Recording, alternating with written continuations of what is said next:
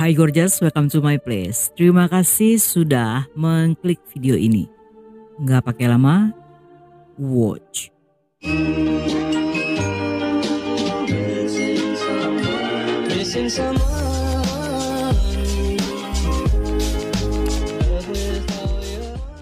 Siapa yang bilang kalau cerita kriminal nggak bisa seru dan juga lucu? Di Mabar Kriminal, kamu bisa dapetin dua-duanya. Selain ceritanya yang lengkap, detail, dan bikin kamu ketagihan, tapi yang makin bikin seru itu, karena di sana hostnya bersuara empuk dan suka ngomel dan juga imut. So, kalau mau cerita seru dan ditemani host kece, langsung aja subscribe di Mabar Kriminal. Dijamin kalian gak cuma nonton, tapi juga menambah pengetahuan, terutama tentang dunia yang penuh tipu-tipu ini. Pada bulan Juni 2018 di distrik baru Chenggong, Cina, saat itu hujan hampir turun dengan awan gelap menyelimuti. Yang di saat bersamaan, di kampus sekolah seni Yunan, semua orang tampak sibuk menyebarkan pemberitahuan orang hilang. Seorang guru laki-laki di kampus itu yang bernama Chow melaporkan bahwa tunangannya telah menghilang tepat di dalam area kampus tersebut. Di usianya yang masih muda, Chow memiliki karir dan hubungan percintaan yang berjalan lancar. Bahkan 2 bulan lagi, dia akan segera menikah dan menjalani kehidupan bahagia bersama dengan sang kekasih yang telah dikenalnya selama bertahun-tahun. Namun di saat kebahagiaan telah terbayang di depan mata, dalam waktu singkat semuanya menjadi sirna setelah kekasihnya memasuki sebuah salon dan menghilang.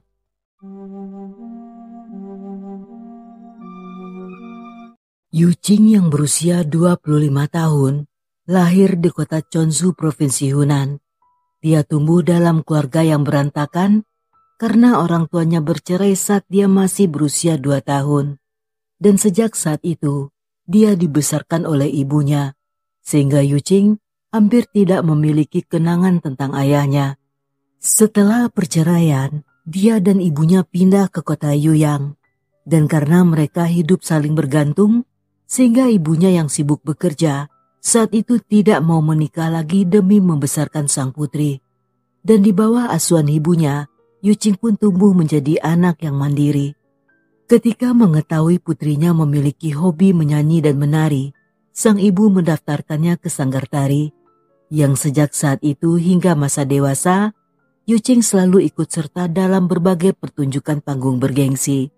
Saat memasuki SMA, Yuqing tampak semakin menonjol di antara murid-murid lainnya. Dengan tinggi 168 cm dan berat 52 kg, dia memiliki bentuk tubuh yang hampir sempurna. Ditambah dengan kepribadian yang ceria serta ramah, menjadikan Yuqing sebagai salah satu gadis populer di sekolah. Selain cantik, dia juga dikenal dengan pribadi yang baik hati serta sopan, dan juga dikenal penuh pengertian. Menyadari perjuangan ibunya yang telah bekerja keras, sehingga dia tidak pernah menuntut kemewahan. Dan hal ini membuatnya dipuji banyak orang sebagai anak yang diinginkan oleh setiap orang tua. Namun di balik semua itu, ibunya yang sangat mencintai Yuqing saat itu berusaha sebaik mungkin untuk memenuhi kebutuhan sang putri. Setelah memasuki SMA, Yuqing menghadapi tantangan yang cukup besar karena prestasi akademiknya yang tidak terlalu menonjol. Namun karena bakat seni dan penampilannya yang sangat bagus, guru pun menyarankan agar dia mendaftar ke perguruan tinggi seni. Karena untuk bidang tersebut tidak membutuhkan nilai akademis yang terlalu tinggi. Awalnya Yuqing sempat merasa ragu, tetapi setelah mempertimbangkan nasihat sang guru, dia pun segera mendaftar ke sekolah seni Yunan dan saat itu berhasil diterima. Yang karena hal inilah, Yuqing harus meninggalkan kampung halamannya dan merantau ke Yunan. Meskipun sangat jauh, namun dia selalu menelpon atau mengirim pesan pada ibunya untuk memberi kabar bahwa dia baik-baik saja.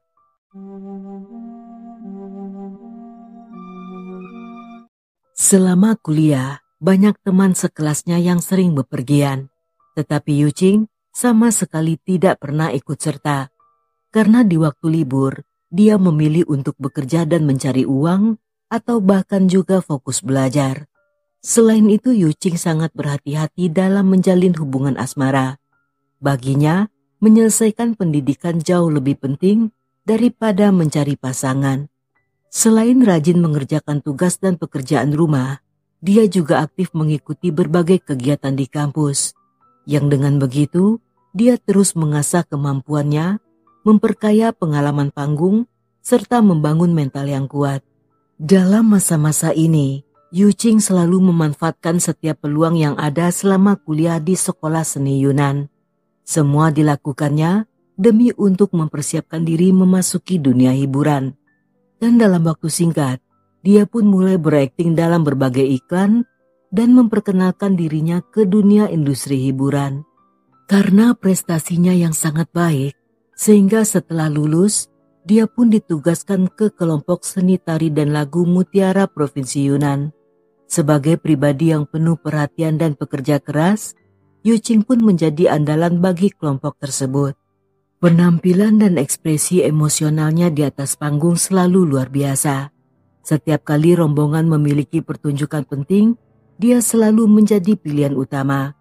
Dia pernah membintangi sebuah drama pada tahun 2015 dan memenangkan penghargaan drama baru Yunan berkat perannya sebagai guru sinar matahari dalam pertunjukan yang berjudul Zande dan Anjing Tibetnya.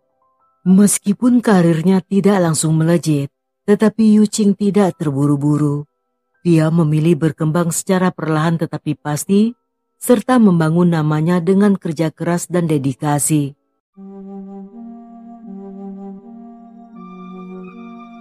Yuqing yang mengetahui jika ibunya bekerja keras untuk membesarkannya, saat itu selalu berusaha untuk menjadi yang terbaik. Dia ingin membuat ibunya bahagia dengan melakukan semua usaha sendiri. Bahkan setelah pekerjaannya stabil, Yuqing akan membawa ibunya untuk tinggal bersama agar mereka tidak perlu hidup terpisah lagi. Bagi Yuqing sendiri, pernikahan adalah sesuatu yang sangat penting dalam hidupnya. Sebagai wanita yang sangat cantik, tentu saja dia disukai oleh banyak pria. Namun Yuqing yang setia pada perasaannya saat itu tidak pernah mempertimbangkan orang lain karena dia telah memiliki Chow yang telah mengenalnya luar dan juga dalam. Chow merupakan seniornya di sekolah seni Yunan di jurusan yang sama. Dan sejak pandangan pertama, seketika Chow jatuh cinta pada gadis itu. Awalnya Yuqing sempat merasa ragu-ragu karena dia hanya ingin fokus belajar dan mencari pekerjaan tetap setelah lulus. Yang karena hal itulah dia tidak segera menerima perasaan Chow. Namun Chow tidak menyerah dan selalu memperlakukan Yuqing dengan penuh perhatian dan kesabaran hingga pada akhirnya gadis itu pun merasa luluh. Yang pada sahabatnya Yuqing pernah mengatakan bahwa selama bertahun-tahun dia belum pernah bertemu dengan pria yang sangat memperhatikannya. Setelah lulus kuliah, Chow bergabung dengan kelompok seni anak-anak tari dan lagu Mutiara Yunan. Yang karena itu pula lah, setelah Yuqing lulus kuliah, dia pun ikut bergabung dalam kelompok yang sama. Sebagai pasangan serasi, mereka sering terlihat bercanda dan tertawa saat menikmati setiap momen dalam hubungan mereka. Selain bekerja di kelompok seni, Chow juga direkrut sebagai guru pendamping di alma mater sekolah seni Yunan. Meskipun keduanya telah lulus, namun karena lingkaran pergaulan mereka masih berada di sekitaran dunia seni dan kampus, sehingga membuat keduanya sering kembali ke tempat di mana kisah cinta mereka bermula. Pada awal 2018, dengan dikelilingi oleh sekelompok temannya, saat itu Chow pun melamar Yuqing dalam sebuah acara romantis. Yang permintaan itu tentu saja diterima oleh gadis itu. Dan sejak hari tersebut, mereka mulai mempersiapkan segala hal untuk hari pernikahan yang telah ditetapkan pada bulan Agustus. Dan hari itu juga bertepatan dengan ulang tahun Yuqing yang ke-25. Di hari bahagia tersebut, Yuqing berharap bisa menjadi pengantin tercantik dalam pesta pernikahan impiannya. Seharusnya ini menjadi awal dari kehidupan baru yang penuh kebahagiaan.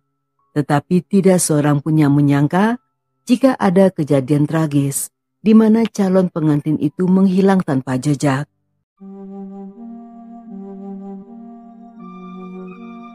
Pada malam 15 Juni, Chow dengan panik menyebarkan pemberitahuan orang hilang di sekitar kampus. Dia menginformasikan bahwa Yuqing terakhir kalinya terlihat di kawasan sekolah seni Yunan tepat pada sore hari. Setelah menerima pemberitahuan singkat itu, warga Kunming pun segera membagikan informasi tersebut di berbagai platform dan mencoba membantu menemukan Yuqing yang telah hilang. Dalam pengumuman itu, Chow menegaskan bahwa hilangnya Yuqing bukan karena perselisihan di antara mereka atau masalah pribadi. Dia juga menjelaskan ciri-ciri gadis itu, yakni rambut panjang sebahu dan berkulit putih. Saat itu, dia memakai sweater hitam panjang dan rok pendek hitam, serta sepatu datar berwarna merah anggur. Kabar itu pun menyebar dengan cepat di kalangan mahasiswa dan masyarakat Kunming. Terlebih lagi, wilayah tersebut memiliki luas hampir setengah dari wilayah perkotaan. Untuk mendukung kebutuhan mahasiswa, wilayah ini juga dikembangkan dengan berbagai blok fungsional, termasuk restoran serta alun-alun digital. Dengan begitu banyaknya aktivitas dan keramaian, sehingga menemukan seseorang yang hilang di kawasan ini bukanlah merupakan hal yang mudah. Mengingat kondisi tersebut, Chow akhirnya menghubungi pihak kepolisian untuk meminta bantuan.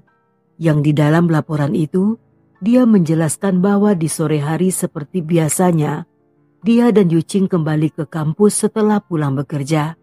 Namun karena pada saat itu Chow harus mengajar dan tidak bisa menemani Yuqing, sehingga saat itu Yuqing berencana pergi ke salon yang berada di dalam Institut Seni Yunan untuk mencuci rambut. Salon tersebut adalah tempat yang sering dikunjunginya, sehingga saat itu Chow tidak merasa khawatir. Mereka juga telah berencana untuk makan malam bersama setelah kelas selesai dan kemudian melanjutkan latihan di aula seni kampus. Namun setelah kelas selesai pada jam 5 sore, saat itu Yuqing masih tidak muncul. Chow pun menunggunya cukup lama, tetapi gadis itu masih tidak datang. Merasa ada yang tidak beres, dia pun mulai menelpon berkali-kali yang sayangnya tidak ada jawaban. Chow yang merasa cemas mulai mencarinya ke seluruh kampus. Ketika tidak menemukan Yuqing dimanapun, dia pun mulai berpikir bahwa mungkin ponselnya kehabisan baterai dan pulang lebih dulu. Dengan harapan tersebut, Chow pun segera kembali ke rumah mereka. Tetapi sayangnya Yuqing tidak ditemukan di mana-mana. Merasa semakin gelisah, dia pun kembali ke kampus untuk terus mencarinya. Yang sambil berkeliling, dia pun menghubungi semua nomor telepon yang bisa dia ingat, tetapi tidak satu pun yang memberikan petunjuk keberadaan Yuqing.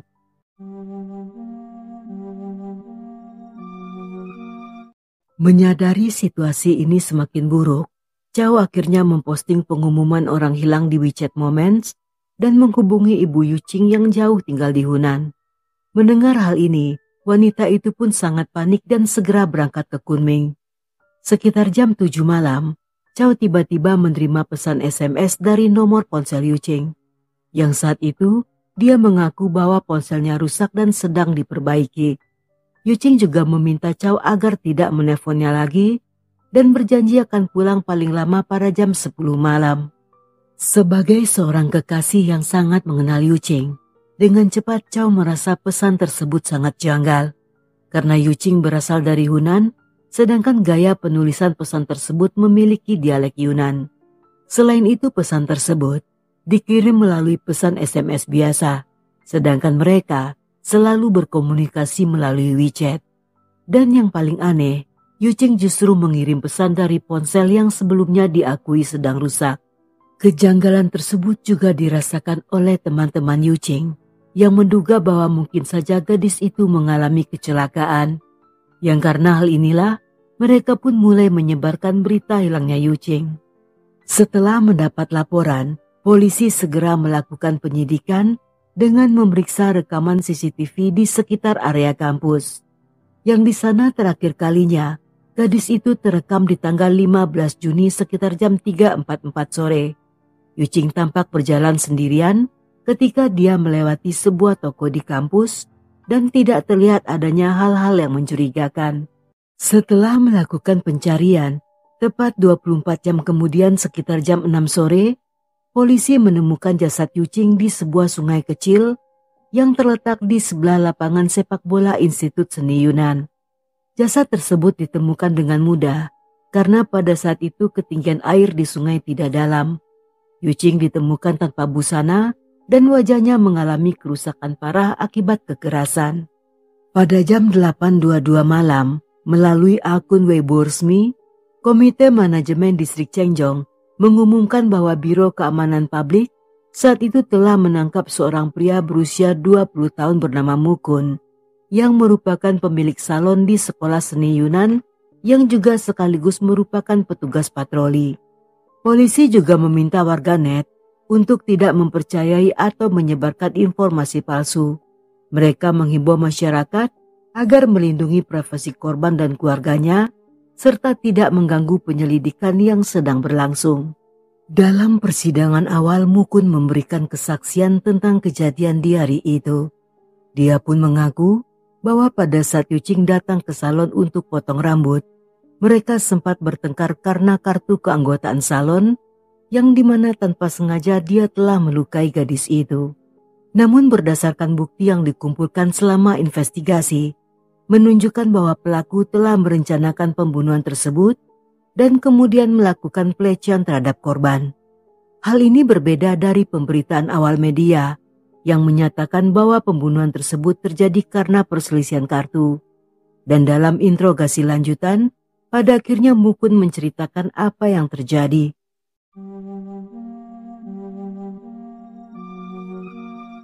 Di hari kejadian, Yuching yang ingin gunting rambut datang ke salon seperti biasanya. Namun karena tidak tahu bahwa 2 bulan yang lalu salon tersebut telah berganti pemilik, sehingga saat itu dia mengatakan akan membayar menggunakan saldo yang tersimpan di kartu keanggotaan. Sebagai pemilik baru, Mukun dengan tegas menolak penggunaan kartu dengan saldo yang lama. Yang dalam situasi itu, Yuching pun juga tidak banyak membantah. Dia hanya sedikit mengeluh dan mengaku seolah merasa telah ditipu oleh pemilik salon yang lama. Dan saat melihat hal ini, Mukun mengambil kesempatan dengan menyarankan agar Yuching membuat kartu anggota baru, yang hal ini pun disetujui oleh gadis itu. Di hari itu salon dalam keadaan sepi dan hanya ada mereka berdua. Meskipun kecil, tetapi bangunan tersebut memiliki 2 lantai. Sehingga Mukun pun membawa Yuching ke lantai 2 dan mengatakan akan mencuci rambutnya di lantai atas, serta setelahnya kembali ke lantai bawah untuk dipotong dan dikeringkan. Setibanya di lantai 2, Yuching segera berbaring di kursi keramas. Saat itu, Mukun meminta izin sebentar untuk turun ke lantai bawah dan memeriksa catatan pendaftaran kartu serta mengambil sesuatu. Yuching yang tidak curiga saat itu hanya mengira bahwa Mukun sedang sibuk harus mengerjakan segala sesuatunya sendirian. Namun yang tidak diketahui oleh gadis itu bahwa setibanya di bawah, Mukun justru bergegas mengunci pintu depan dan memakai sarung tangan karet serta mengambil sebuah handuk. Setelahnya dia kembali ke lantai 2 sambil membawa selotip bening dan perlahan dia mengunci pintu lantai atas. Dan sebelum Yuching menyadari apapun, tiba-tiba pria itu telah membekap mulut serta hidung gadis itu dengan menggunakan handuk yang dibawanya yang kemudian dililit erat dengan menggunakan selotip yang bertujuan agar Yuching tidak bisa berteriak.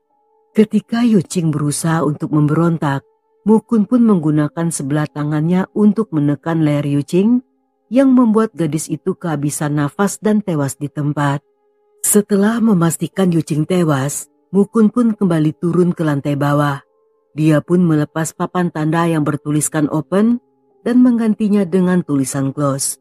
Setelahnya dia menempelkan papan pemberitahuan di kaca yang menyatakan bahwa tempat itu akan tutup selama 3 hari.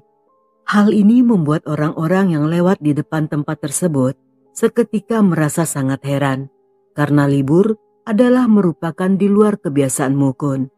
Tidak lama setelahnya, dia pun mengunci pintu salon dari luar dan seolah-olah akan pulang ke rumah. Namun ketika tidak ada yang memperhatikan, secara diam-diam dia masuk ke dalam toko melalui sebuah jendela yang sengaja tidak dikunci dan naik ke lantai 2 tempat di mana jasad Yuching berada. Yang di sanalah selama beberapa jam ke depan, dia pun mulai memperkaos jasad gadis itu. Setelah berhasil mendapatkan keinginannya, Mukun yang tersadar bahwa telah melakukan kejahatan, saat itu seketika mulai merasa ketakutan, dan dia pun berpikir untuk segera membuang tubuh Yuching. Setelah berpikir cukup lama, dia pun memutuskan menggunakan cairan kimia yang bertujuan untuk merusak jasad agar tidak bisa dikenali lagi. Dan setelahnya, dia pun memasukkan Yuching ke dalam karung besar yang kemudian dimasukkan ke dalam koper dan dibuang ke sungai. Dalam pengakuannya, Mukun pun mengakui bahwa motif kejahatan tersebut adalah karena dia tertarik melihat kecantikan Yuching. Selain itu, dia juga sedang memiliki masalah hutang yang tidak sanggup dibayar. Hutang tersebut digunakannya untuk kebutuhan serta sewa salon. Namun karena bisnis sedang turun, sehingga setelah 2 bulan buka salon, tempat itu hanya mendapatkan sedikit pelanggan. Mengingat bahwa dia akan dikejar-kejar debt collector, saat itulah dia memutuskan untuk merampok. Dan ketika melihat Yuching yang datang sendirian sambil memegang iPhone terbaru, sehingga Mukun juga bermaksud ingin merampok serta menjual ponsel tersebut. Bahkan sebelum kedatangan Yuching, dia juga berniat ingin merampok orang lain. Karena kasus ini terjadi pada 2018, sehingga tidak banyak informasi yang menunjukkan bahwa pelaku telah diadili. Namun menurut sistem peradilan di Cina, jika sesuatu berjalan aman dan tidak ada gangguan, maka Mukun seharusnya telah dijatuhi hukuman mati, yang kemungkinan saat ini dia telah dieksekusi.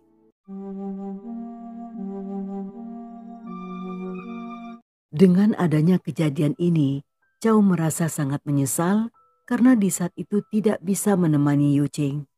Dia dan ibu Yuching sama-sama mengakui bahwa hingga saat itu mereka masih belum bisa menerima kenyataan jika orang yang dicintai telah meninggalkan mereka. Sang ibu juga mengatakan bahwa dia tidak ingin mengajukan gugatan perdata dan hanya berharap bahwa pembunuhnya akan dihukum berat. Menurut laporan media, keluarga korban juga mengklaim bahwa pihak kampus juga bersalah dan harus memberikan kompensasi, yang dimana hal itu terjadi akibat dari kelalaian para petugas keamanan yang dianggap terlalu lelet.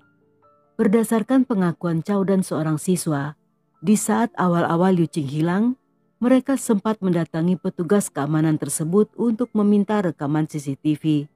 Namun para petugas tersebut menolak dengan alasan bahwa mereka membutuhkan tanda tangan dari rektor untuk menyetujui pengambilan CCTV itu. Sedangkan pihak kampus sendiri belum memberikan pernyataan yang jelas mengenai permintaan kompensasi dari keluarga korban. Dan mereka hanya memberitahu pada keluarga Yuching bahwa mereka akan memikul tanggung jawab semaksimal mungkin.